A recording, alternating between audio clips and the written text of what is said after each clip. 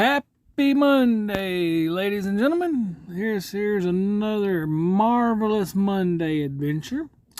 That's what we're going to call this series that we're going to release on Mondays. This is basically going to be an update about how our business did this week and what all's going on in our lives. So here we go.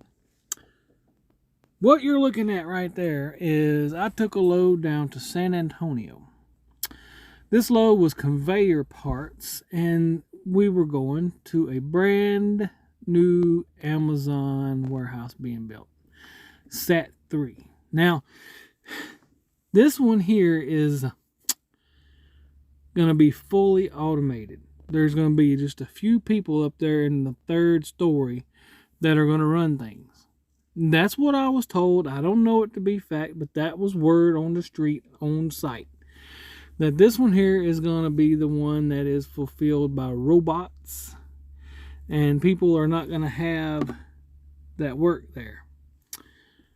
I just thought that was kind of interesting. You know, this is some Terminator type stuff. When you have a fully automated warehouses, I mean, this thing is huge.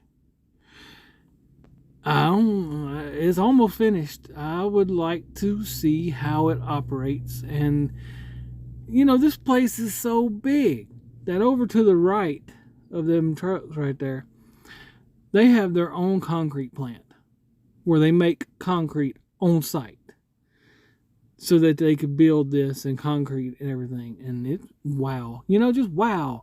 And I met a great security guard there named David. Me and him talked for a little while. We had a few interesting insights on the way things are going in this world, you know, from the president on down to the Amazon automation. You know, we all got to do a little conversating about that. But going in with those conveyors, they would let one come out and one of us would go in. So it wasn't too bad. I was in and out of there pretty quick, and the load paid pretty good. But it's concerning, to say the least, that they have fully automated warehouses, you know. And here comes the sped up shot coming out of town.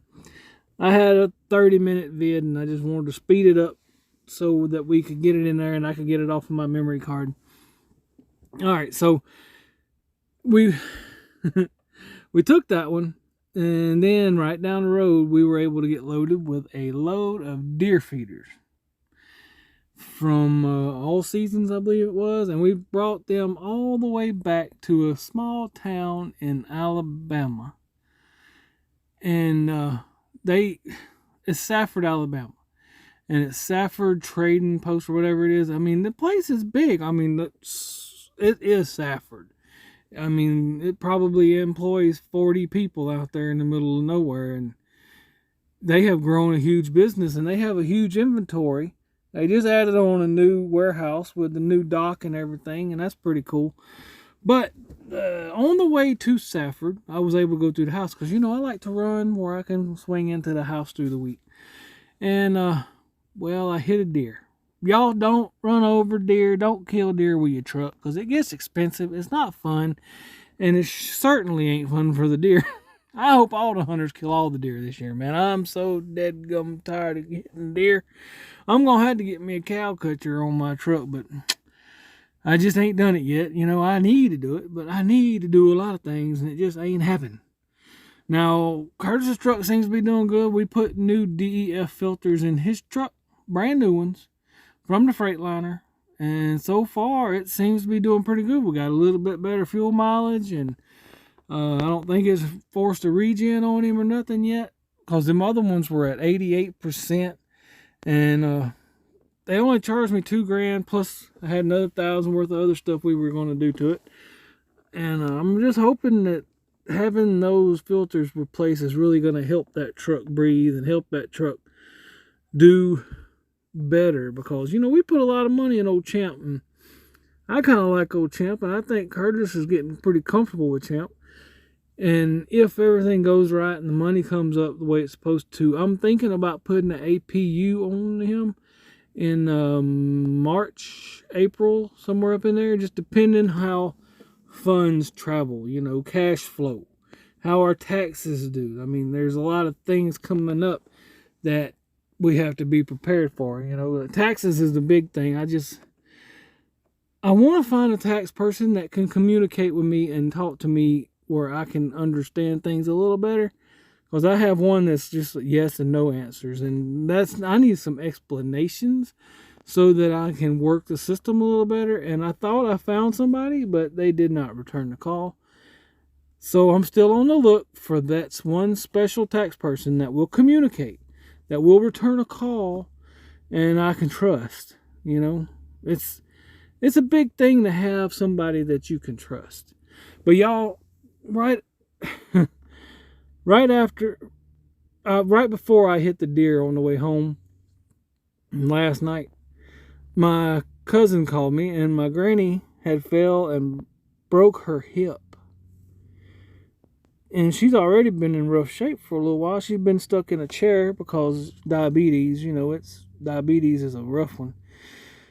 But yeah, she somehow managed to break her hip, and they had to do pretty much emergency surgery on her this morning, but she came through fine. That was great.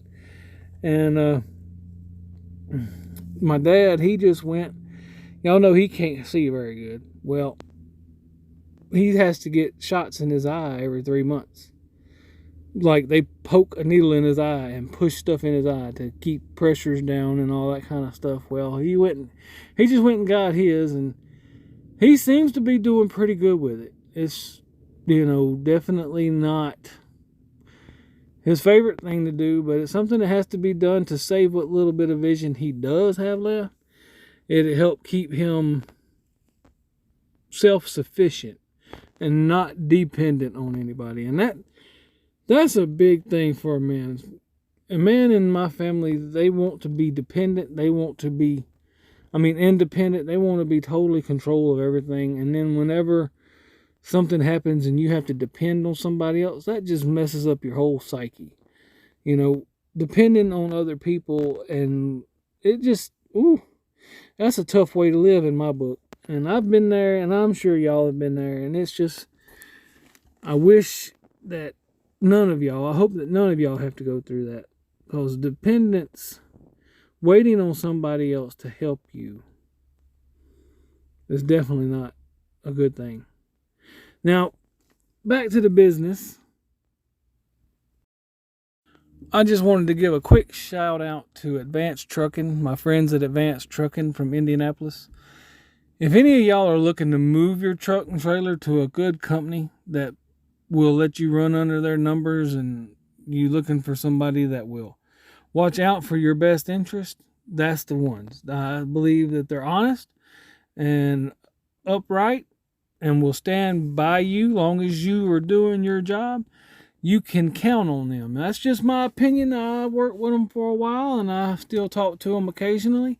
Matter of fact, whenever my deal fell through and I was trying to find that guy a job, they were one of the first people I called, the first person I called, to see if they could maybe fit him in one of their trucks or something of that nature. Might know where he could have got a job, because I don't trust a whole lot of people in this world. I try to love everybody, but as far as me trusting people, that's earned. And I can tell y'all, Advanced Trucking from Indianapolis earned my trust, and they earned my respect. And if I had it to do over again, if I lost everything, I would depend on them guys to help me get back on the road, because they do lease trucks. They will let you lease your truck on with them. Right now, just like everybody, trailers are an issue. They're hard to find, and when you do find them, they're expensive of all get out. That's just wanted to throw that out there right now. But yeah, if y'all are looking or know anybody that is looking to sign on a truck, that would be the place to go. Unless you want to come and be a guinea pig with me, I might try to hire you on and let you run under my numbers, but I'm not experienced at that yet. I'm not even sure if that's the direction I want to go. But that will, time will tell in the future. Right now, I enjoy owning the equipment, and that's the way we're going to go, even if it takes me till next December to make another purchase. That's just the way I would rather do it. Well, that's it for today, y'all. God bless, and we'll catch y'all next time on the next ride. Later.